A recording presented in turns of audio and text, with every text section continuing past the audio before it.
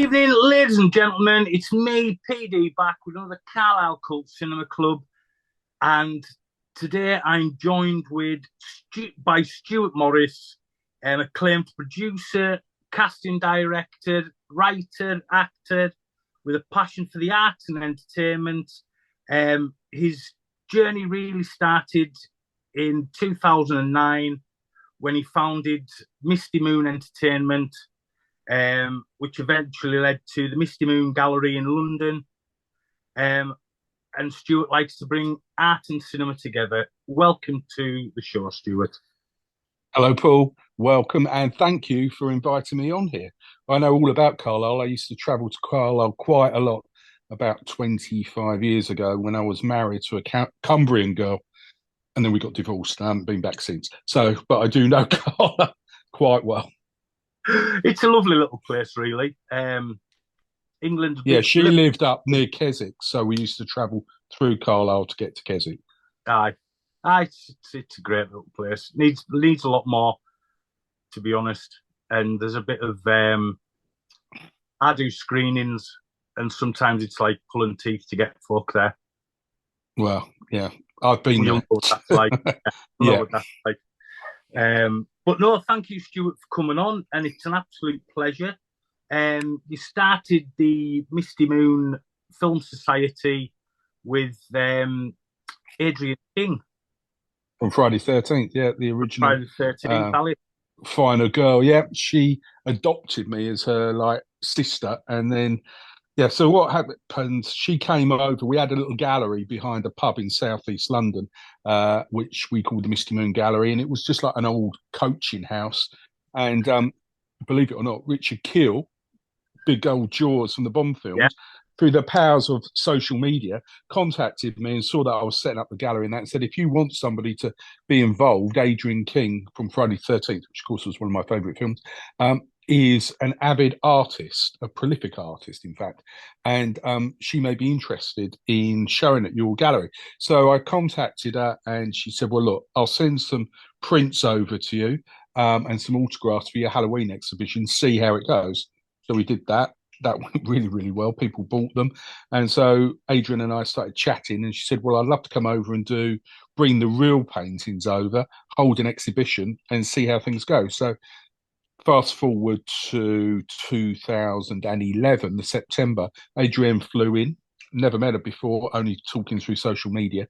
And we hung all her paintings and we did a private view. All the fans came along for Friday 13th. I don't think they could believe it, in this little gallery behind a pub in the backwaters of southeast London. And there's Adrienne King standing there. And because that night was successful, she said to me, because she was staying with a friend, she came the next day and said, why don't we show Friday the 13th? Because we had a projector in there anyway. And she said, let's see how it goes, see if we get anyone. So I just put out on my Facebook page, this Saturday, come and watch Friday the 13th, £5 a ticket with Adrienne King Q&A. Tickets went like that. And that is how the Misty Moon Film Society started, from our exhibitions and events thing to that, and she co-founded it. Adrienne co-founded it, and we've had so many weird and wonderful people ever since. I can rattle off a list of for you if you like, who was at the gallery, but it was quite surreal. Some of the people we were getting, like Michael Berryman was there. We showed The Hills Have Eyes, and then after the gig, he went into the pub where they were doing karaoke, and he got up and sung karaoke. I mean, that's madness. Just as hell. That's fantastic. I mean, Michael Berryman's a bit of a character as well. I mean, who else have you had? So at the gallery, we had the luscious Fenella Fielding, and we went on with Fenella to do over 100 shows with her at our venues once we left Ladywell. Robin Askwith again, that's where he started with us there, and we've done over 100 shows with him. Caroline Munro, Ken Foray, God, the list goes on at the gallery. I just can't remember. I can't remember them all, but they were like the big, meeting Ken Foray with Caroline Munro, because Caroline Munro become a regular.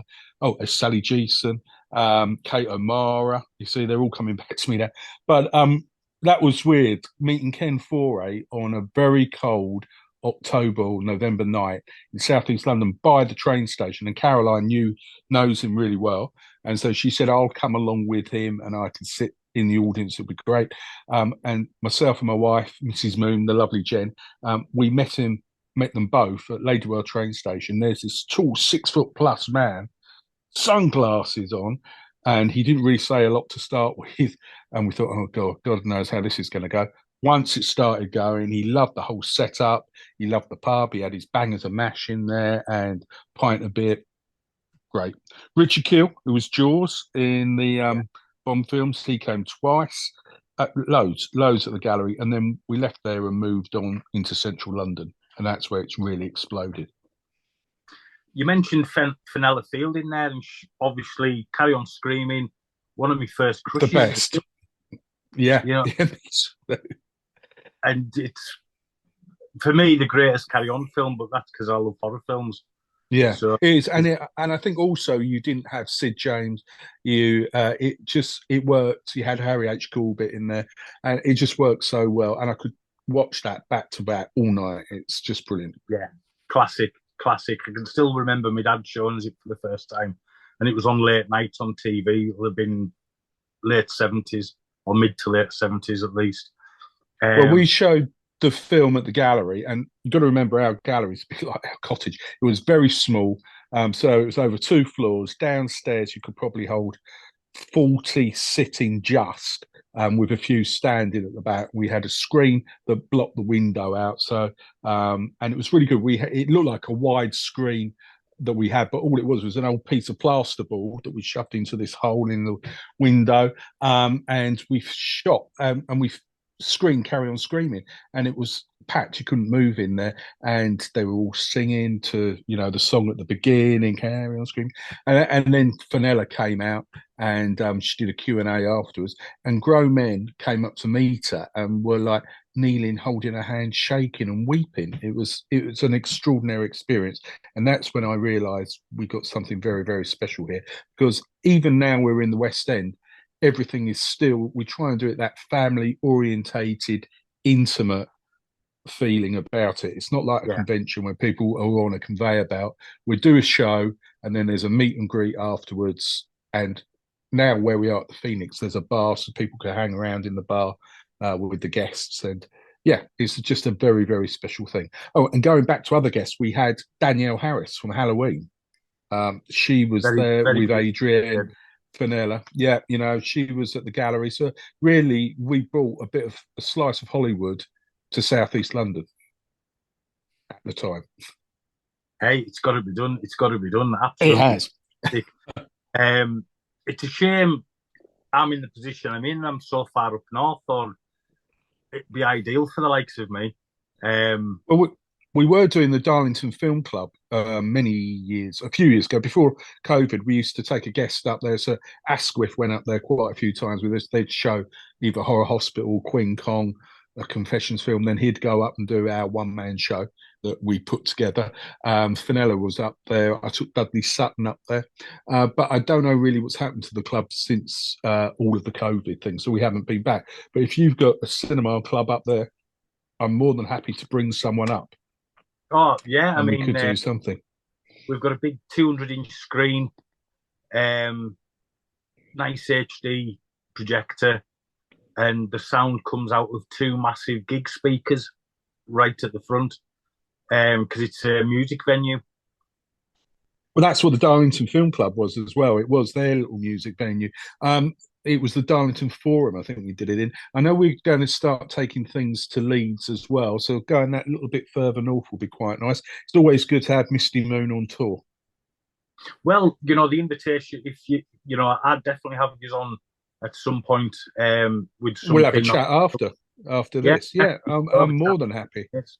But, I mean, looking into Misty Moon, I mean, you have had so many great people up. Diane Franklin was there, which I'm going to get on as well later on, because I've got questions about the short film you've made. She did 5 nights at our gallery. That's how I first met her. She came over, so that was about 10, 11 years ago. She came and did 5 nights. So each night we showed one film with a Q&A with and of course the best one is Amityville 2 for me because I'm into my horror stuff. And that went down well. I think really the fans, they couldn't believe that they could actually meet these people in such a small venue, because it Yeah, really was. It was in the garden of this pub. And I don't know really, we called it an old coaching house. It might have been, it was old, but I think it was probably just one of their garages that they used to have. But it was, we used it as a gallery. So if we had Eileen Dietz from The Exorcist. yeah, Um, and so we screened The Exorcist downstairs. She did a Q&A, and upstairs we did an installation from a scene from the film, and that's what we started to do. But it first started with having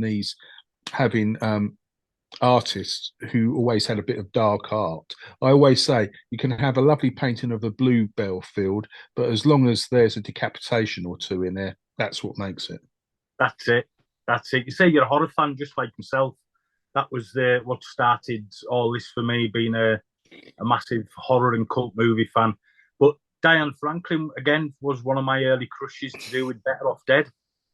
Well, Um, she's coming back. You may get to meet her though. She's coming back next year because she's doing another film with me. oh, She's just brilliant. read the script and she loves it, and so we're looking at shooting spring of next year for this one because it's a big film. Fantastic. Who's been your favourite guest you've had? Well, of course, Adrienne. What she's like family, and they all become family. A lot of them become friends of ours, and and I'm very lucky like that. But I would say,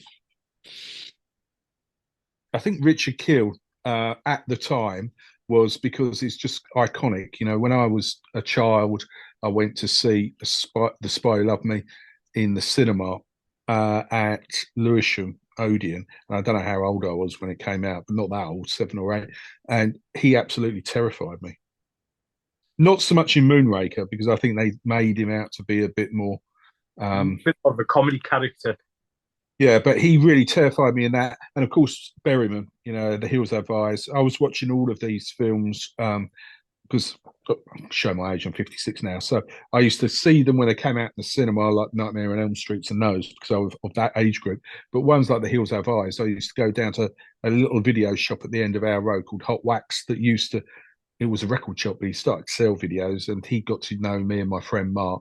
And he used to let us have the X-certificated ones without telling our parents and stuff like that. So I was down there every day getting these things, and that's where my love of horror comes from. But not so much British horror, because I never really watched a Hammer film until we started Misty Moon and Caroline Munro came, and everyone said, "How can you not watch Hammer?" And I said, "Well, I was more into my 80s slasher, Halloween, Mm. Friday 13th, Nightmare on Elm Street. Well, that's what really got me. That's my age group of it. But now I've started to get into the Hammer films as well. I'll probably be shocked for saying this, but I never really saw any at all until Caroline came to the gallery.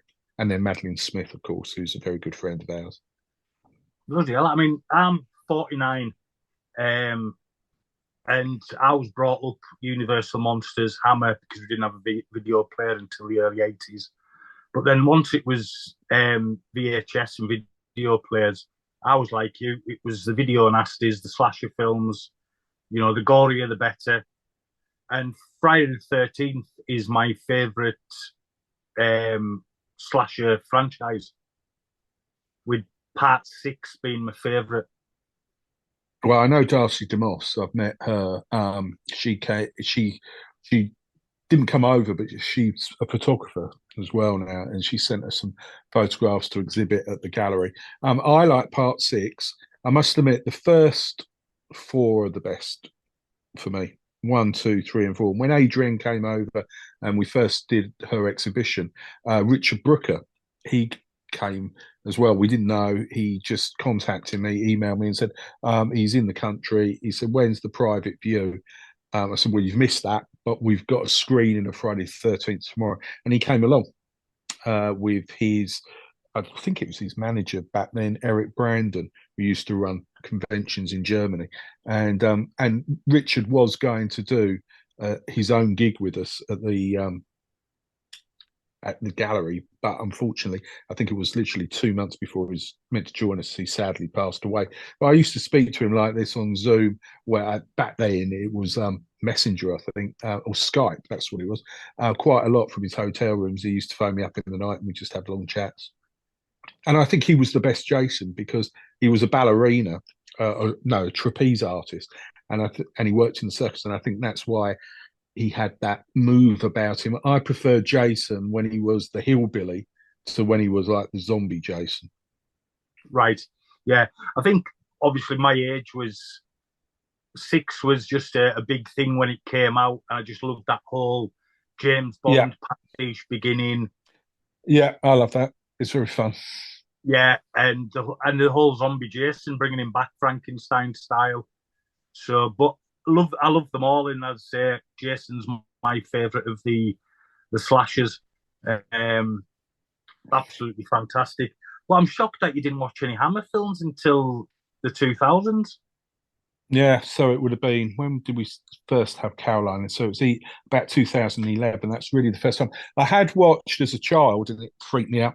Hammer House of Horror, the TV series. I Yeah. saw a couple of those, and the one that really did get me was Nicholas Ball, and he's a mate of mine. The was it the House that dripped blood or something? One of the House of first episodes, wasn't it? Yeah. yeah, that one. And then there was the one with Diana Dawes with the little Children of the werewolves. Full Moon. I couldn't sleep after watching that, but then I watched it recently because Mrs. Moon bought me for Christmas a couple of years ago the box set, and I watched it and I thought, what the hell freaked me out? You know, but it was good. It's still a fun thing. So I watched some of those, but never the films. My mum and dad, they were a bit odd that I wasn't allowed really to watch Doctor Who or Grange Hill because I was a very good. I went to a private school and they kept me quite sheltered. But Right. um, but but once I hit a certain age, that all changed. Plenty of Grange Hill. No, I loved Grange Hill growing up as a kid. It was very much close to life in a way, Grange Hill. So it's an anniversary coming up for Misty Moon soon as well, isn't it? Yep. So we've been going because it all started as Misty Moon started as an art and craft fair, believe it or not, in 2009, where Jen had just started making some jewelry, and we wanted to try and see how it would sell. So at our local church hall, we did a craft fair, and all the stallholders loved it. It's very successful. So we thought we'd do another one.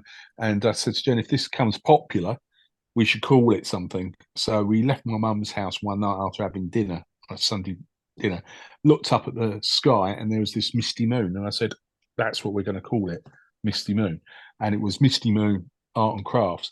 And that for about a year, we did the art and craft fairs at the church. And then we ended up finding this space behind this pub where then it became the Misty Moon Gallery. Then it came the Misty Moon Film Society. And now it's just Misty Moon. Oh, excellent, excellent. But the anniversary you're talking about, sorry for interrupting, but the anniversary you're talking about is we've been at the Phoenix Arts Club now for 10 years this year. Right. And they're doing a big gala thing in November for us, which would be quite nice. Ah, spot on. Absolutely fantastic. You also produced the highly acclaimed play A Day in the Lives of Frankie Abbott. Yeah. So that shows. I mean, I don't remember Please Sir when it first happened, and I'm sure you certainly don't.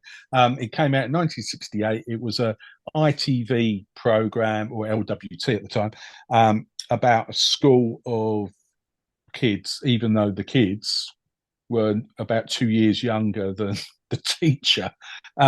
So it was John Alderson, David Barry as Frankie Abbott, Peter Cleall as Duffy, Carol Hawkins and Penny Spencer, and Patrick Malcolm McPhee. So I always remember the film, and I think most people remember the film. The film is. I watched the film when I was younger. I think, yeah, and I think there were a lot of spin-offs from like On the Buses and all those type of comedies. Bless This House, but it was the Please Sir film that I think was the most successful. And I do remember the film. And a friend of mine, Brian Murphy from Georgia Mildred, his wife Linda Regan used to MC for us, and she's an author as well. And she said a crime novelist, and she said I've met another crime novelist who might be interested. You might be interested in David Barry. He was Frankie Abbott in Police, but he writes books now. He may want to do something with you. So I contacted David, and I met him in Tunbridge Wells, and I wasn't sure what he was going to be like. But by the end of a 4-hour drinking session, we become firm buddies. And he decided to do a night with us, and he talked about his books and a little bit about Police. And the next day, I gave him some feedback and said everyone enjoyed it, but they would rather have heard a bit of Frankie Abbott. And he said, well, how can I do Frankie Abbott? I'm 70 now. And then all of a sudden, he had this light bulb moment. He thought, I could do it and write it, him being in a care home. And that's how the play started. So it was a two-hander that we toured the Southeast with him and Linda Regan, Frankie Abbott, just reminiscing about his time. And then we took it to Edinburgh, and we got 5-star awards for it.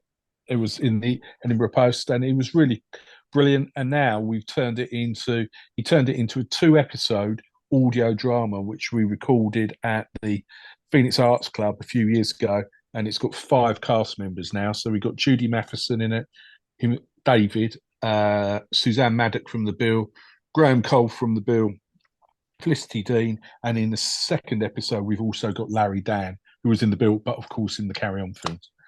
And yes, that you can get on Spotify, and I think it's also Amazon Prime is out there now, and that is called The Lives of Frankie Abbott. There we go, The Lives of Frankie Abbott. Look for it on Spotify and Amazon podcasts, I'm assuming. Yeah, you can download it and stuff. Yeah, that sounds like a cracking listen. I'm going to have see if I can find it myself and have a listen. So I think it's over an hour. It's 2 episodes, so it's all live. We did it in front of a live audience, so a bit like the old round the horn type of things they used to do for BBC. Oh, fantastic! So yeah, if you're listening and you're fancying a bit of that, and you can remember Please Sir and Frankie Abbott, give it a listen, because we do have a wide audience range of age. So you never know. I mean, I can remember Please Sir. I can remember watching the repeats on ITV, and the film I've watched many a time when they go camping and things. And it had great people in it. Joan Sanderson was in it, and John Alderton. But that's the thing. I've talked, because I've had many nights drinking with David Barry, and we've talked about this many times, that in The Inbetweeners, Jay from The Inbetweeners, we think was based on Frankie Abbott. Yeah, the one who was always lying. Oh, I do this, and that's what Frank Abbott was like. But when someone has a go at him, he becomes a mummy's boy, and that's the same as both characters. So it'd be interesting to ever speak to the writers of The Inbetweeners to see if that's where they got their inspiration from. Now you mention it, I can kind of see it from watching both. But no, Please Sir, absolutely fantastic show and film. So there's another one, folk, if you've never seen it. Classic British comedy.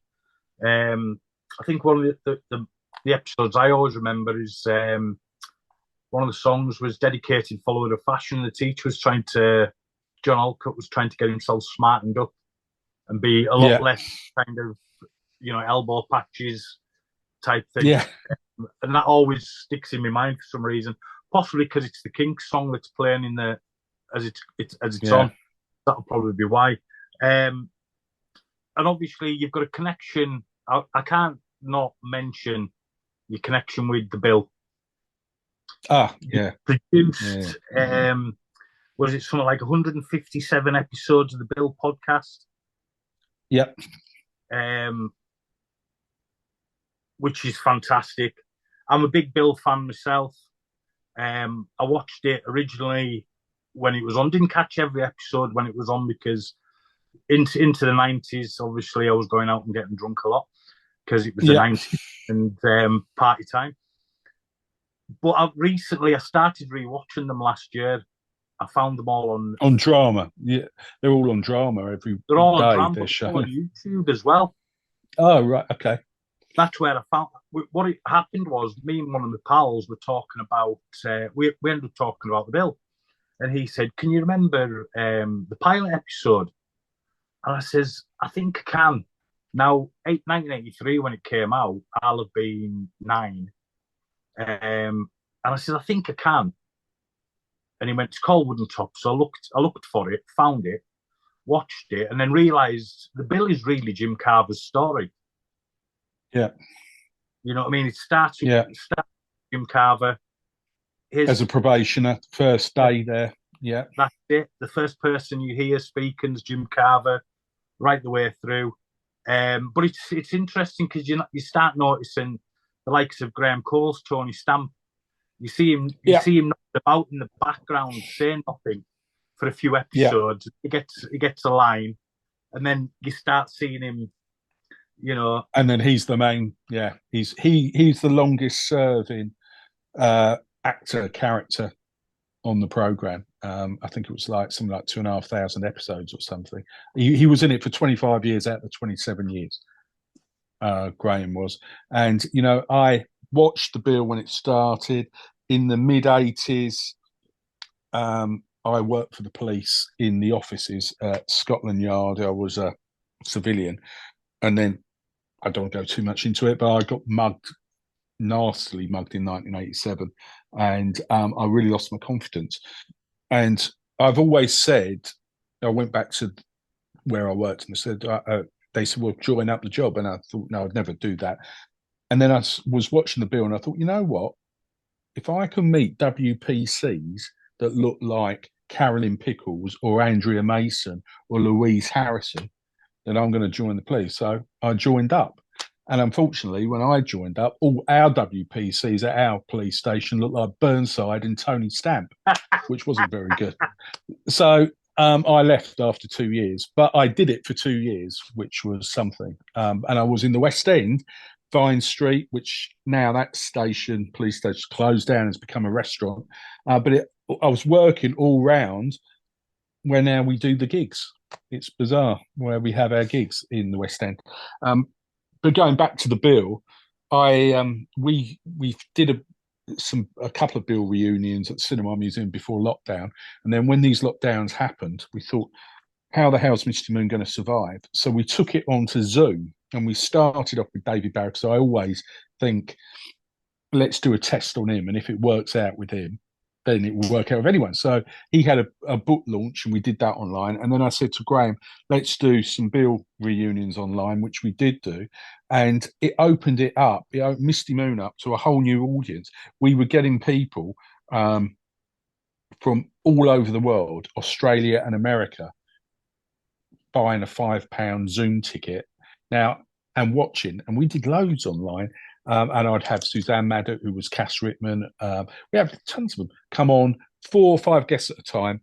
And where our in-person live ones at Cinema Museum last for a couple of hours with a meet and greet after, these were going on for 3 or 4 hours. I think the longest Graham was online was nearly 5 hours just talking and entertaining these people. And that's what we did wrong, really, I suppose, because we said anyone can ask a question. And so they'd be asking a question from their house, like we are here, and they'd have their camera up, they could ask Graham a question. And it just went on. It was an unbelievable thing. And then when we went back to live performances, the online people did say, can you still keep this going? And it was just too much for us, so we didn't.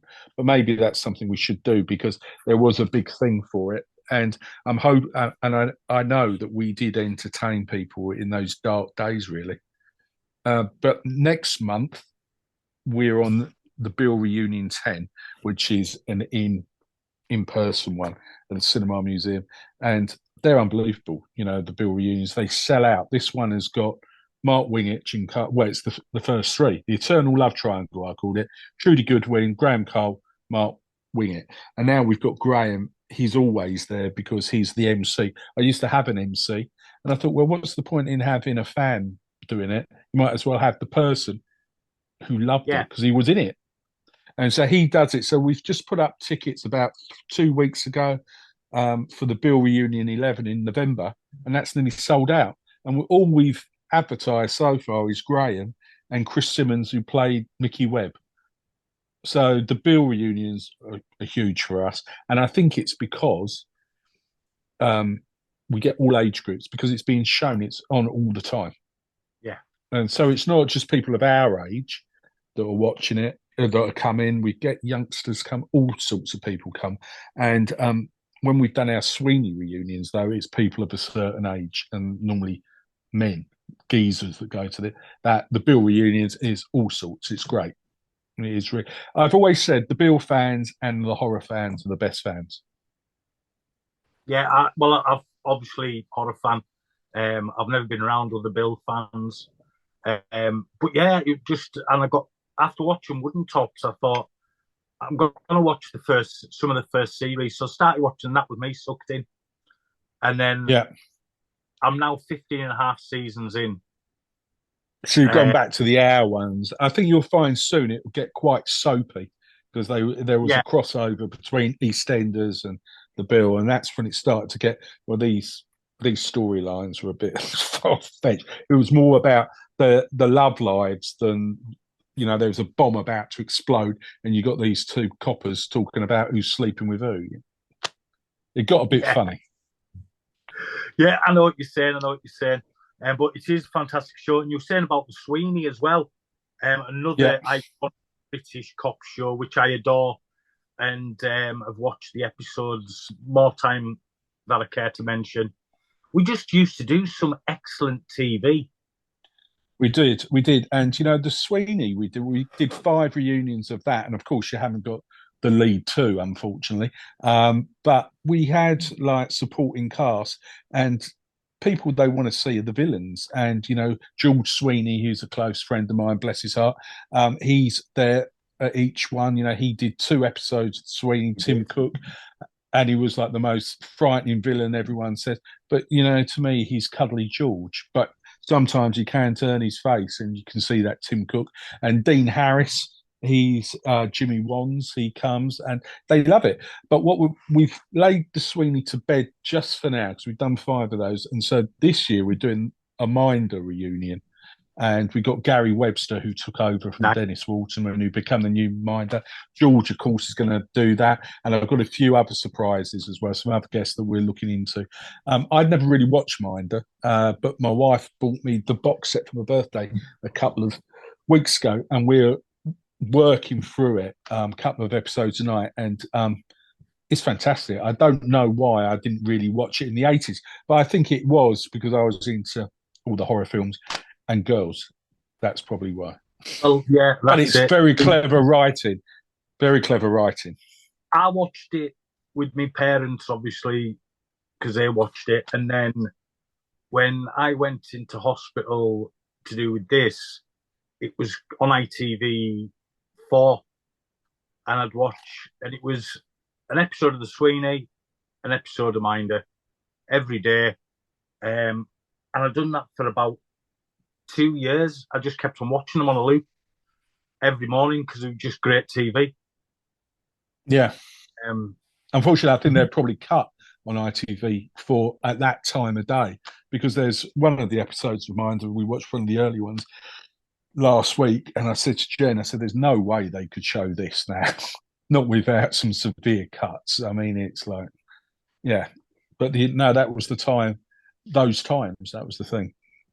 and I mean, Gary Webster had a hard job, it was to replace. And he was brilliant though, and he was Yeah, good. I think he was very good. there was only one. There was only 2 episodes I disliked, and that's the episodes when they go to Australia. I haven't got to those bits yet, so don't say.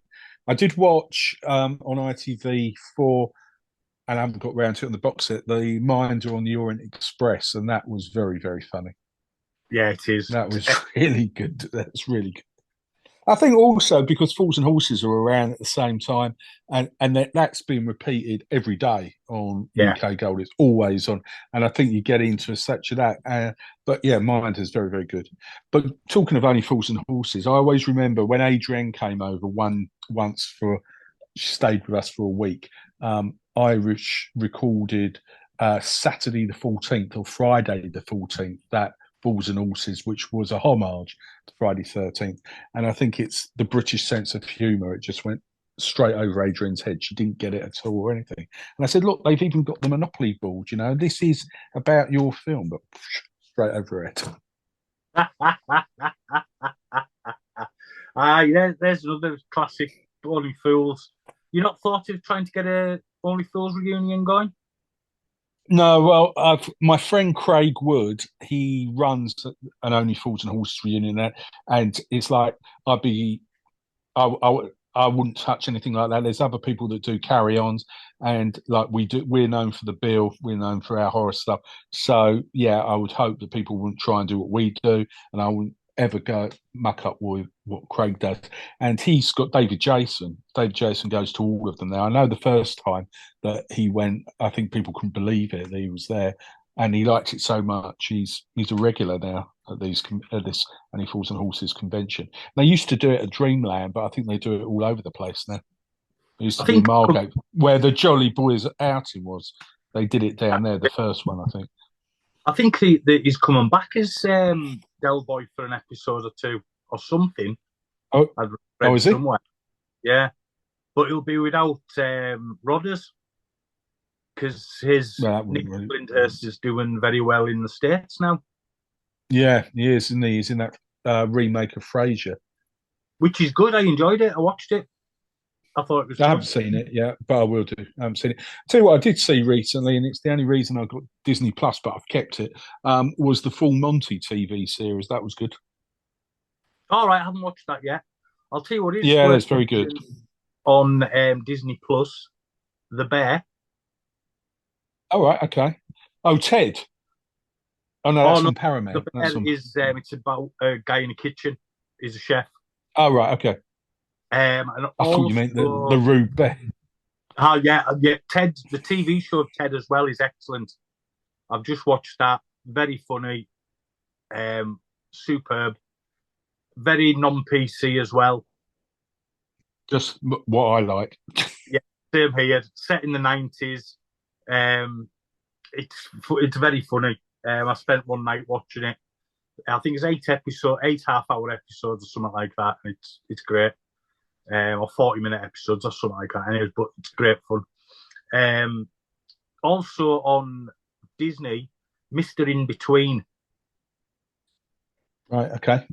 An Australian show about a hitman with a heart. He's got a bit of a heart as well. And that's and what's that called? Mr. In Between. I'll have a watch of that. That's on Disney Plus, and it's superb, fantastic show.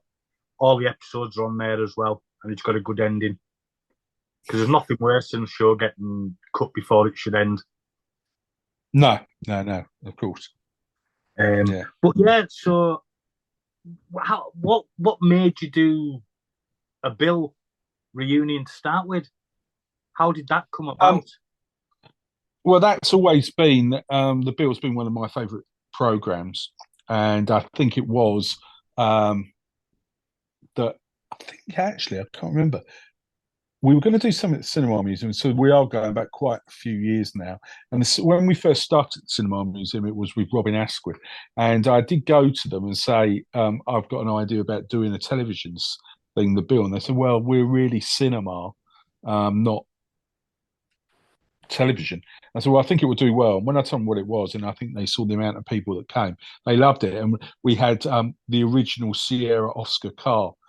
Area car turn up, and Graham had his photographs taken in front of that, and we did it. We weren't sure how the whole thing was going to be, so we did villains versus coppers for that one, and then we got more of the regular cast involved, and the word got out there, and they were selling out. And as I say, they sell out like dreadly. We put the tickets up; they've gone within a couple of days, and so now that we've got Graham as an MC, he will ask people, and then I'll ask people, and it just comes round like that. And it's not just cast; we get the production people involved Yeah, because it was a huge show. You had about 5 units filming different stories all at the same time. So Graham could be filming one story, and then in the same day having to go back to another story. It was very complicated for him.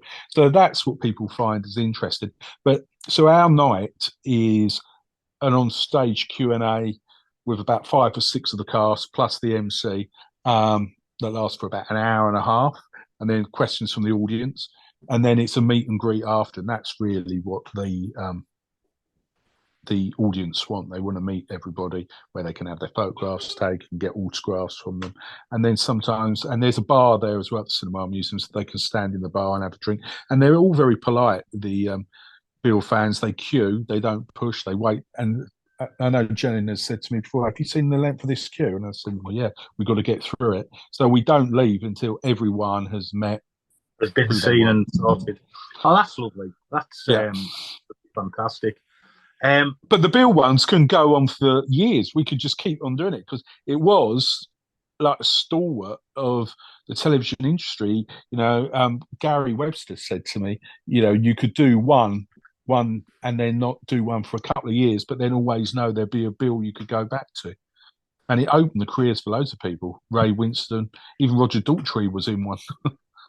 Rick Mail was in two episodes run, and it was excellent. Yeah, the amount of great actors who came through the Bill, you could see massive proving ground for British actors. Keira Knightley, I think she did a couple, or she did one episode of it. I think near enough every British actor has been in the Bill. Yeah, it seems that way. From watching it again, and the faces, so you kind of know who you're looking for when you see them. And it's just like, Jesus Christ. And spotting faces that were big for a little while in the 90s, that went off and done great shows and stuff like that. And then, some have disappeared into obscurity or doing stage. Just such a fantastic show. It really is. And I'm pleased I got back into it, and I've watched, I've not missed an episode in 15 and a half seasons so far. It's only a few left. Well, this might be something that we could talk about doing up in Cumbria, because that is the one thing that everyone does keep saying to me. Why do you always do it in London? Well, as Graham says, it was filmed in London, and a lot of it probably was filmed around the Elephant and Castle where we screen it. But also, I have had this with other guests as well. You do a gig and it's sold out or whatever, and then you get people say, "Oh, I wish I'd known this was on." Well, it's been advertised for years and years, or months and months, I wish you could do it up north. But that might be something that we could think about doing. Mate, we wouldn't be able to bring like 6 members of the cast, but maybe 2 or 3 up. And I know Graham would definitely be up for coming up, because he's got a one-man show I produce as well called So You Think You Know Me with Graham Cole, because everyone thinks they know him from Tony Stamp. But there's a lot more to Graham than that. Oh, I can imagine. I'm just going to have to think about this. So yeah, it all works well. And what I was going to say about the Bill as well, which I did forget, when we were doing the Zooms, our thing at when we had the gallery, and I was first getting into doing this, and I was talking to the actors or trying to encourage them to come and sit in a gallery, a cold gallery, and talk about their careers. I always said it was like, I used to explain it by saying it was like going around to your mate's house and talking about yourself over a glass of wine. And in fact, when we were doing the things on Zoom, that's really what it was, because everyone was watching from their own houses. Yeah. Really. So that was a very weird time. Very weird time. Anyway, I can't remember what we were talking about. Where will we go back to? It's all right. You'll edit all that, I hope, me in the toilet. Oh yeah, I'll edit that out. Don't worry about that. That'll disappear. I forgot what I was going to say now. Going back to Robin Askwith, who again, the Confessions films were films I grew up watching on VHS that me and my mates used to rent out and giggle at and laugh at because it was just a bit more of a bawdy carry-on film we used to see them as. Yeah, yeah. I mean, I'd never watch again like the Hammer films. I'd never watched one until Robin came and we screened it at the gallery. I'd never watched it, and I haven't watched any of them since. I know they've been on Talking Pictures, um, but yeah, they just saucy. They were just a little bit more naughtier than the Carry On films. Really, Yeah, it's that's it. and yet they were getting X-rated certificates and stuff like that. But as he pointed out, these films, I think they've got a better following now, but back in the day, people were slagging them off, and yet they were keeping, and he was keeping the British film industry alive. Yeah. Oh, because there were big, massive hits at the time when they came out. It was just right what everybody was wanting to see. And he was in, obviously, the complete nut and nuts Queen Kong, which is just Yeah, insane. I can remember seeing it again. I've seen it twice, once back in the 80s, and I just couldn't believe what I was seeing. And I watched it again recently and still can't believe what I'm seeing. but he in our one man show, he does a very good impression of the monkey when he first saw it, and the director said, "Well, look, don't get too excited." And he said bits of it were dropping off as it was trying to walk and stuff. It is complete bonkers. I've seen it once, and that was at the Darlington Film Club when we took him out there. And he said, I said, they want to show Queen Kong. And he said, well, they must be absolutely insane. But it's got this cult following. It It's got has. this mass cult following. And like Horror Hospital, they showed that as well. And that's a bit bonkers. Um, Yeah, great film as well. I've got that Blu-ray. I've got Horror Hospital. I think we're on VHS as well. Because and the Flesh and Blood show, yeah, which had Judy Matheson, who's one of our patrons. She was in that. Um, yeah, so he did a lot of horror, really. He did quite a bit of horror. I did. Great actor, great actor. I think he deserves a lot more plaudits Yeah, because he does. sometimes you mentioned Robert Askwith and folk like a bit of a joke actor and all that, and I don't think he was. I think he was great. And I can remember Bottle Boys. And, well, yeah, I never saw that. Yeah, that was like the last type of those sitcoms. I think in the 80s, that was one of the last ones. And now he's having a renaissance with the gigs that we do, but also in the Madame Blanc mysteries. They're on series 3 of the Madame Blanc mysteries. That's just been that's just been screened. And our next gig that we're doing with him, which will be on the 11th of March. That's with Steve Edge. So we're doing two-handers now. We did the last one-man show at Christmas. But when we say the last one-man show, I mean, how many times have the Rolling Stones said this is the last show? So be prepared. There will be another one. But we are doing the two-handers because he's been doing the cults, and you have to be very careful when you say that, Yeah, still behaving like cult, with George Layton. And we've been doing that now. I think we're on the 5th or 6th one of that. And as that's very successful and they're very, very funny, so they bounce off each other. We're doing one with Steve Edge, and everyone knows Steve Edge from Benidorm, Phoenix Nights. And that. But they are together, they're really good friends or best friends, and they're together in the Madame Blanc mysteries. So I know that in the audience, that most of the cast and the Madame Blanc mysteries will be sitting in the cast. So whoever's going, they may be sitting next to Sally Lindsay or Sir Tony Robinson. Because that's the thing, we get all these people coming and sitting in our audiences, and then they say, well, we'd like to do this. yeah, yeah. And The that's scene, how it's working now. Yeah, that's how it's working now. And, people are coming to me and asking if they could do it. So yeah, it's really gone. Sometimes I have to pinch myself in the morning, especially as it's just really we've fallen into it. It's been a natural progression because yeah, it's all been arts and creative. It's a natural progression into making the films as well. excellent, excellent. So I've got to ask you about the short film that's doing the rounds at the moment that you're part of, Pareidolia. I think that's how you say it. It is brilliant film. So I've made quite a few short films, and the one before that, Him for Her, with Linda Marlowe, Tiger Drew Honey, that was short.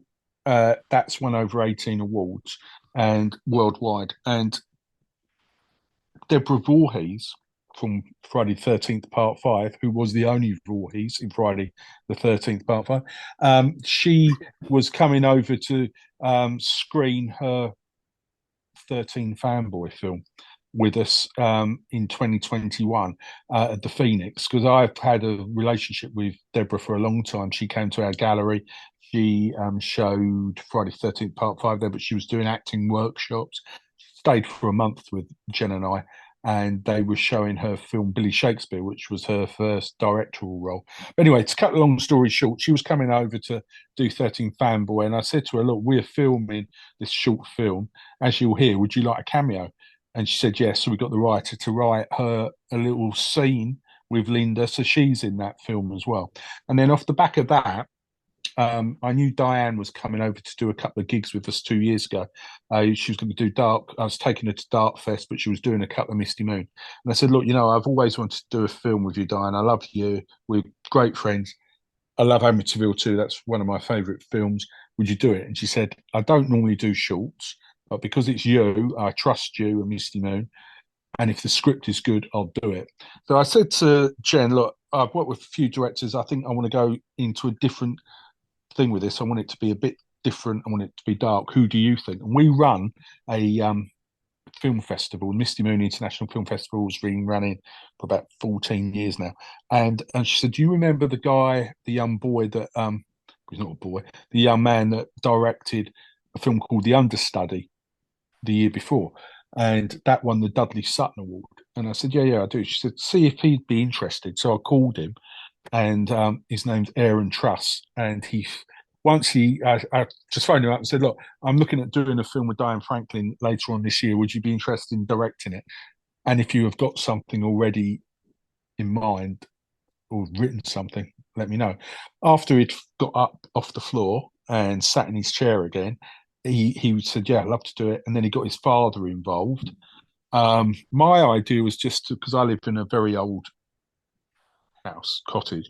My idea was just to have her sitting in this pink chair that I sit in front of our fireplace, Inglenook fireplace, and doing a monologue ghost story. But that would have been wasted. They came up with this story of Pareidolia, which did have a lot of changes. We did do a lot of changes to it, but it was going to be huge, and it looked really good. We got a great cast on it. I cast it as well, and yeah, it's done very, very well. It's winning awards everywhere, and yeah, I'm very, very proud of it. It could become a feature. Whether I'll be part of that side of it, I don't know, because I've got other projects on now. But yeah, I'm very proud of it. Diane is brilliant in it. Graham's brilliant in it. It's and it is a real word. So Pareidolia, if you look it up, scientific explanation is the human ability to see shapes or make pictures out of randomness. Yeah. Think of the Rorschach ink blot is the best explanation for it. I thought I'd better look that up just to because be on the side. It won it won Best Horror at the Soho London Independent Film Festival about a month ago. And Neil Marshall, the director of Dog Soldiers, he presented us with the award. And he was there, and him and his judges, he said the reason they chose it, and it's such an accolade. I can't remember exactly what he said, but it is on my Facebook because we've done it as like a card thing with his quote on it. Even if it wins no more awards or anything, just to have this accolade by one of our peers is unbelievable. Saying, it's something that everyone knows about, but can never put a word to. But these two filmmakers have actually done that, and it's called Pareidolia. And that's because it is, because, there are times when you're walking around and you see like a cloud in the shape of something. Yeah.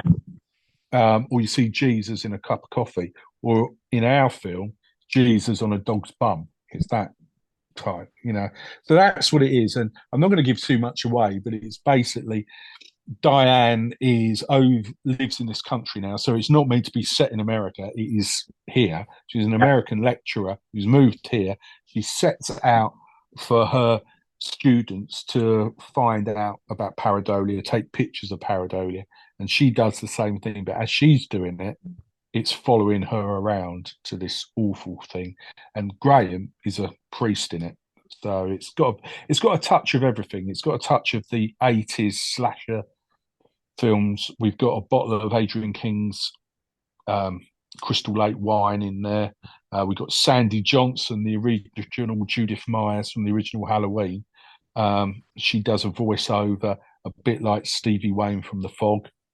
Yeah, there's lots of homages in it, and well cast. You know, Diane Franklin, Carolyn Pickles, Graham Cole, Joe Akers is the new boy in it, but he steals it. He's brilliant, and Sandy Johnson, and of course me. Well, I look forward to seeing it if I can get It's hold coming of out it. on Blu-ray. It's only 15 minutes, but we've got a lot of behind the scenes stuff of it. It was all filmed on location in my village, apart from the mortuary where we did go to the West London studios. A lot of it's filmed in my cottage, and we got a lot of extras, and they're all our villagers came out for it. And it's like they've said it's the most exciting thing that's ever happened to Robertsbridge. And I thought the Battle of Hastings was the most exciting thing that happened here. But anyway, they all seem to be very proud of it. It's winning the awards, and yeah, it's really good. Oh, fantastic! Well, I look forward to watching it. And is that going to be available on Blu-ray? Did you say?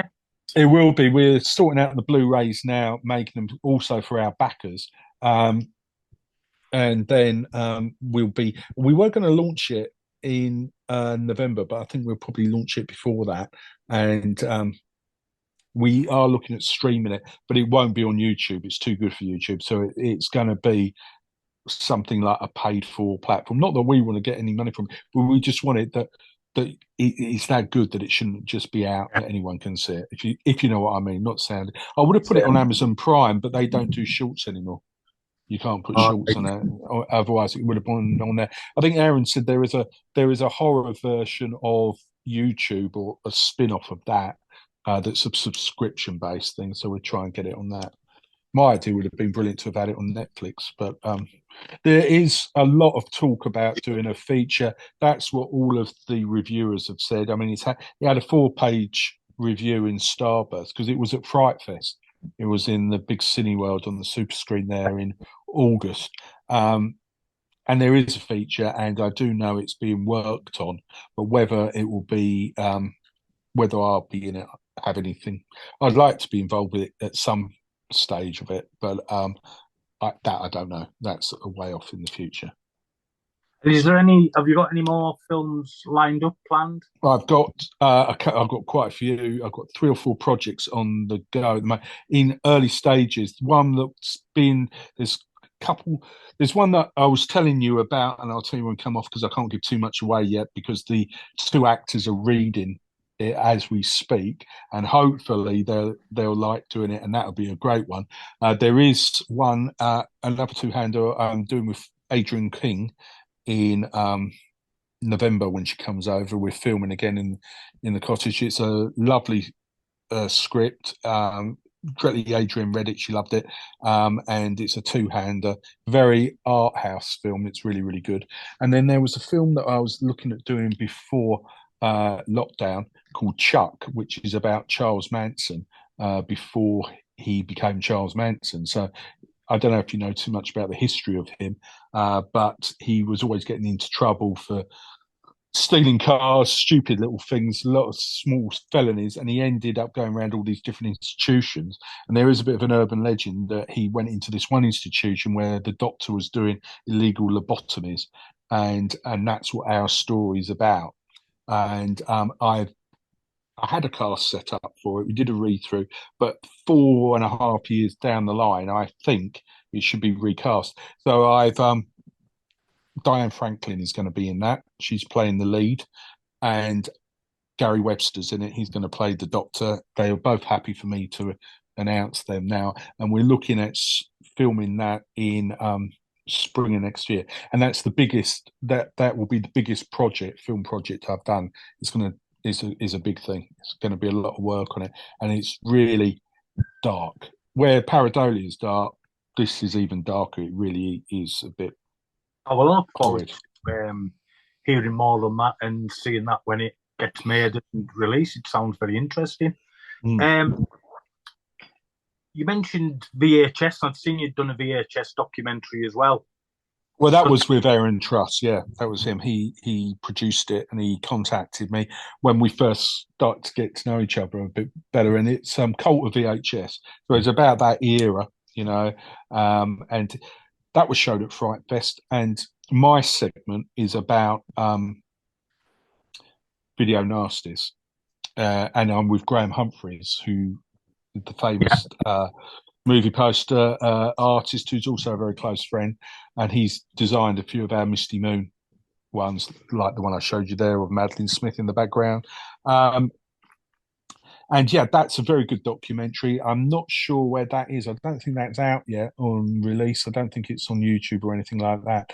But it lasts for about an hour and a half, and I think it's got some weird and wonderful people in it, collectors of VHS, how people, and it's really good. Some really great clips in there. It takes you right back. And yeah, that was it. VHS was a wonderful time. Oh, it was.